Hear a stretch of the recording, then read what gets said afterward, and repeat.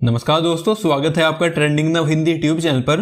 दोस्तों, वीडियो शुरू होने से पहले ही मैं आपको बताना चाहता हूं कि इस वीडियो में मैं आपके लिए बहुत सारी महत्वपूर्ण जानकारियां लेकर आया हूं और ये वीडियो देखने के बाद आपका बहुत सारी चीजों को देखने का दृष्टिकोण एकदम बदल जाने वाला है। इसलिए इस वीडियो में दी गई मेरी सारी जानकारियों को बहुत ध्यान से सुने और ये वीडियो पूरे ध्यान से देखें, क्योंकि इसमें आपके लिए बहुत सारी जानकारियां छिपी हुई हैं। दोस्तों, जैसा कि मैंने थंबनेल में कहा कि गलवान में भारत पर हमला करने से पहले ही चाइना भारत पर एक और अलग तरह से हमला कर चुका है। इस हमले का नाम है हाइब्रिड वॉरफेयर। ये हमला करने की इतनी खास प्रणाली होती है दोस्तों, इसमें ना तो आपको किसी कंट्री पे कोई तोप चलानी है, ना कोई गोला चलाना है, इवन ना कोई गोली चलानी है। फिर भी आप उस कंट्री में छुपे आपके जो भी गोल्स हैं उसे आप प्राप्त कर सकते हैं और सही यही कोशिश चाइना ने भी करी है। तो यहाँ पर कुछ महत्वपूर्ण सवाल खड़े होते हैं। पहला सवाल, क्या है हाइब्रिड वॉरफेयर? दूसरा सवाल, यह किसी देश पर कैसे असर करता है? तीसरा सवाल, चीन भारत में हाइब्रिड वॉरफेयर को कैसे अंजाम दे रहा है? और चौथा सवाल, भारत पर यह कैसे प्रभाव डाल सकता है? दोस्तों, इन सभी सवालों के जवाब आसान भाषा में मैं आपको दूंगा और उदाहरण भी इनके साथ साथ दूंगा, ताकि आपको सारा मुद्दा बहुत अच्छे से समझ आ सके।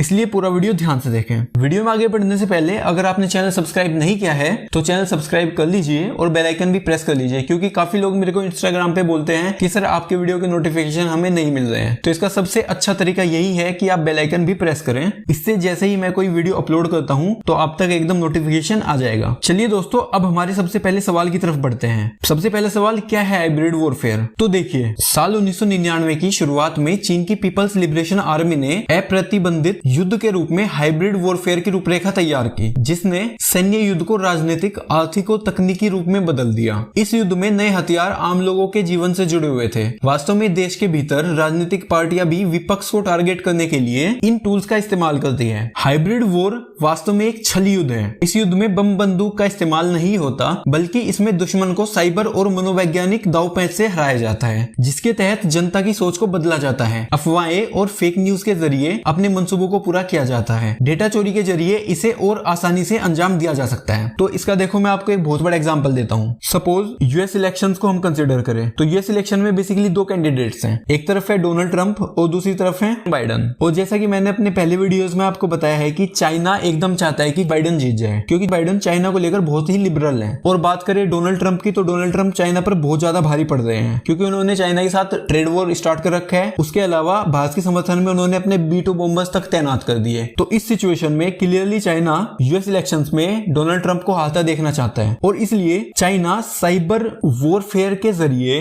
यूएसए में फेक न्यूज और एजेंडा चलाने की कोशिश करेगा, जिससे वहां की जनता डोनाल्ड ट्रंप के फेवर में ना रहे और इसका सीधा फायदा जो बाइडन को मिलेगा। तो आशा करता हूं कि ये रूपरेखा आपकी किसी हद तक समझ आई होंगी। इसका मैं और अच्छे से इसको अगर मैं आपको समझाना चाहूं तो अगर भारत में देखिए, जैसे जनता ने बॉयकॉट चाइना मुहिम चलाने की कोशिश करी, तो उसी तरह बहुत सारी वीडियोस आपको सोशल मीडिया पे ऐसे मिलने लगे जिनमें आपको महसूस कराया गया कि बॉयकॉट चाइना सफल नहीं हो सकता है, और इसमें बहुत सारे सोशल मीडिया इन्फ्लुएंसर्स को भी यूज किया गया। आशा करता हूं अब आपको समझ आ गया होगा कि हाइब्रिड वॉरफेयर बिना युद्ध किए ही अपने मंसूबों को पाने का एक बहुत अच्छा तरीका है। अब अगला सवाल यह है, किसी देश पर कैसे असर करता है? तो ये बात भी आपको समझ आ चुकी है कि हाइब्रिड वॉरफेयर के द्वारा वहां की जनता की आप सोच बदल सकते हैं और बिना कोई युद्ध करे ही आप जो चाहते हैं उस देश से आप वो प्राप्त कर सकते हैं। अब अगला सवाल, चीन भारत में हाइब्रिड वॉरफेयर को कैसे अंजाम दे रहा है? तो देखिए, हाल ही में एक खुलासा हुआ है जिसमें एक रिपोर्ट में चीन की साजिश का पर्दाफाश किया गया है, जिसमें चीनी सरकार और चीनी कम्युनिस्ट पार्टी से जुड़ी technology company जेनहुआ data information technology के जरिए भारत में जासूसी कराई जा रही थी। दोस्तों, चीन की यह टेक्नोलॉजी कंपनी राजनीति, सरकार, कारोबार, प्रौद्योगिकी, मीडिया और सिविल सोसाइटी को टारगेट करती है। चीनी इंटेलिजेंस, मिलिट्री और सिक्योरिटी एजेंसियों के साथ काम करने का दावा करने वाली कंपनी जेनहुआ सोशल मीडिया प्लेटफॉर्म्स और अन्य डिजिटल माध्यमों से डेटा जुटाती है और इंफॉर्मेशन लाइब्रेरी तैयार करती है, जिसमें न केवल न्यूज सोर्स बल्कि form, paper, patent, building documents और यहाँ तक कि रिक्रूटमेंट का कंटेंट भी शामिल होता है। कंपनी एक रिलेशनल डेटाबेस तैयार करती है जो व्यक्तियों, संस्थाओं और सूचनाओं के बीच संबंधों को रिकॉर्ड करती है और व्याख्या करती है। जेनहुआ की ओर से टारगेट व्यक्तियों, संस्थाओं के सोशल मीडिया अकाउंट्स से सभी जानकारियां एकत्र कर ली जाती है। दोस्तों, संबंधियों पर भी नजर रखी जाती है, किसने क्या पोस्ट किया है, उस पर किसने क्या लाइक किया है या क्या कमेंट किया है।